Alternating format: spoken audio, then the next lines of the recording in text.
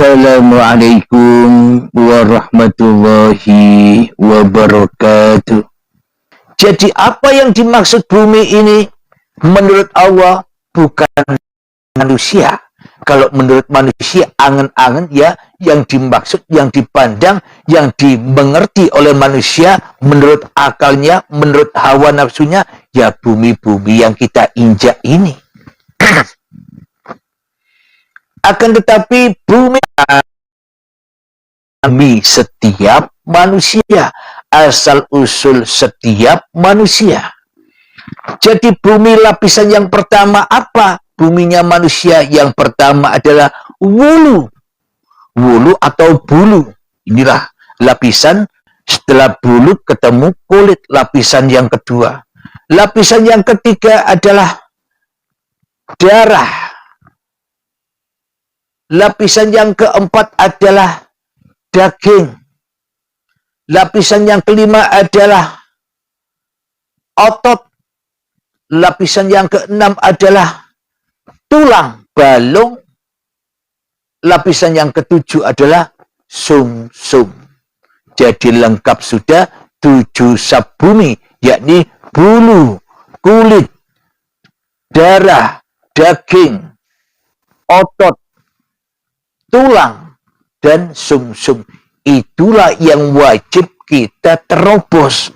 Apa maknanya kita ngerawat, atau maknanya kita menerobos, atau maknanya kita memasuki lapisan-lapisan 7 bumi, yakni berupa bulu, kulit, darah, daging, otot, tulang, sumsum. Ini apa maknanya?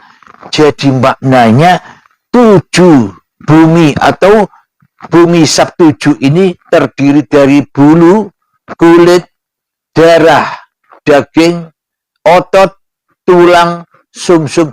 Ini maknanya pasrahkan, pulangkan kembali kepada yang menciptakan, kembali ke asal usulnya, yakni bumi tempat kita bersujud, bumi tempat kita Adam.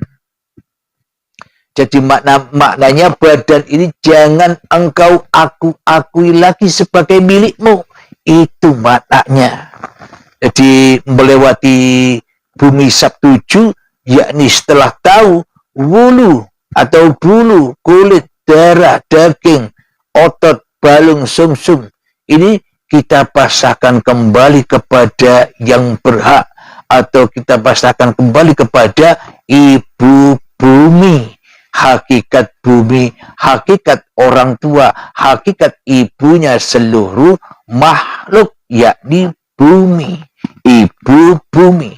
Maknanya kita wajib patuh pulang kembali kepada ibu bumi. Inilah yang dimaksud ngerawat atau menyelami bumi sab-7 itu. Alhamdulillahirabbil alamin. Bumi sab-7 sudah kita bahas. Pada intinya badan-badan ini seluruhnya yang terdiri di dalamnya ada hayawannya, ada tumbuhannya. Kadang manusia itu berupa berbagai macam hayawan hatinya. Semuanya ada di badan-badan ini, rangkuman dari alam semesta ini. Kemudian kita menerangkan langit sab-7.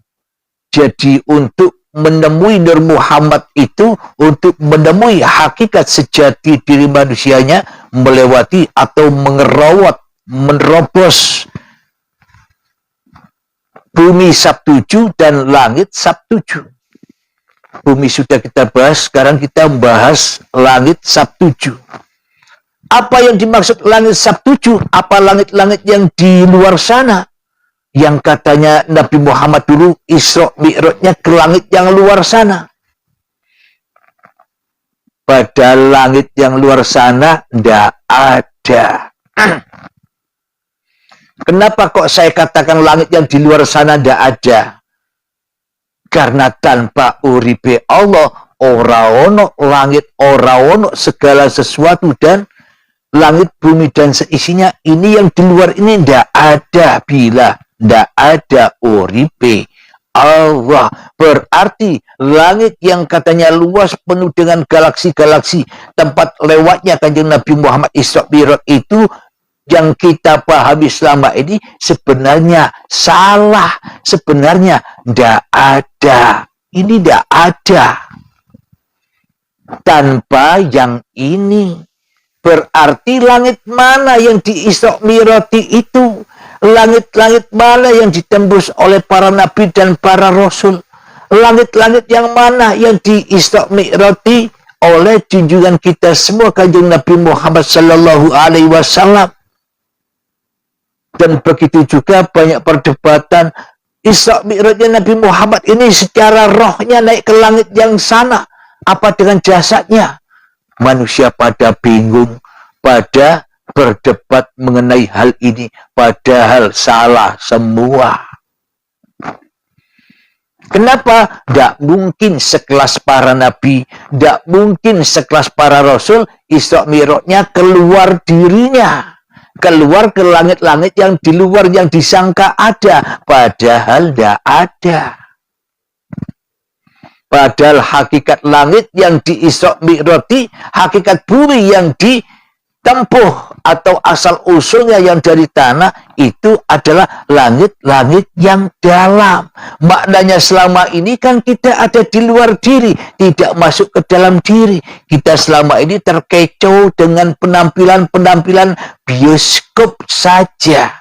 Jadi apa yang kita katakan alam semesta ini luas, galaksi-galaksi jarak antara galaksi yang satu dengan yang lain begitu luasnya, maka kita akhirnya terlena, terimajinasi, terangan-angani, terbayang-bayangi seolah-olah yang bioskop ini lebih besar daripada yang dalam diri manusia.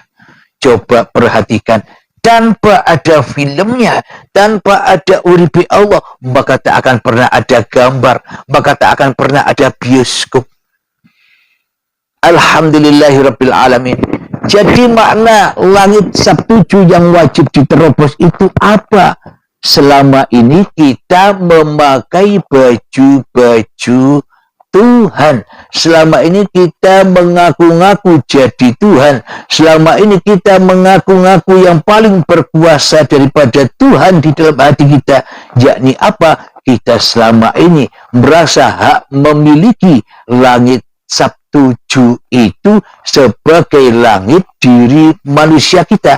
Maka dari itu kita tidak bisa naik-naik, kita tidak bisa mi'raj menuju Allah ketika langitnya tidak adakan oleh diri manusianya.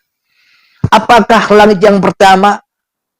Kita wajib menembus langit yang pertama. Ingat, bukan langit yang di luar loh ya. Yang di luar itu tidak ada. Kalau manusia menganggap langit yang di Isra Mi'raj menuju Tuhan, Tuhan di atas sana, itu salah, itu tersesat jalannya. Tuhan tidak ada di sana, akan tetapi innallaha ma'ana, Allah berserta kita. Jadi berarti langit yang mana? Langit yang hak ini. Karena tanpa langit yang hak, tanpa uripi Allah, semuanya tidak akan ada. Maka langit yang pertama adalah yang bernama Kudrat, yakni langit kekuasaan. Langit kekuasaan ini selama ini kan langit ini kan dikuasai oleh hawa nafsu, dikuasai oleh manusianya, sehingga manusianya yang merasa berkuasa atas segala sesuatunya. Sehingga manusianya merasa berkuasa atas kehidupan dan badannya. Sehingga manusianya merasa berkuasa atas segala upayanya selama ini. Yang kedua, langit Qadiron. Kudrat, langit iradah, yakni kehendak. Selama ini manusia merasa yang paling punya kehendak. Manusia yang paling merasa yang punya cita-cita. Manusia merasa yang paling punya karep, kehendak. Jadi langit yang pertama kudrat, kekuasaan. Yang kedua iradat, yakni kehendak. Yang langit yang ketiga adalah ilmu. Kudrat, iradat, ilmu. Ilmu pengetahuan. Karena seolah-olah manusia selama ini merasa bersifat ilmu, maha tahu daripada Allah, maha bisa daripada Allah, maha kuasa daripada Allah. Maka ilmu ini, langit ini pun juga dirampas, dihak miliki oleh manusianya. Langit yang keempat adalah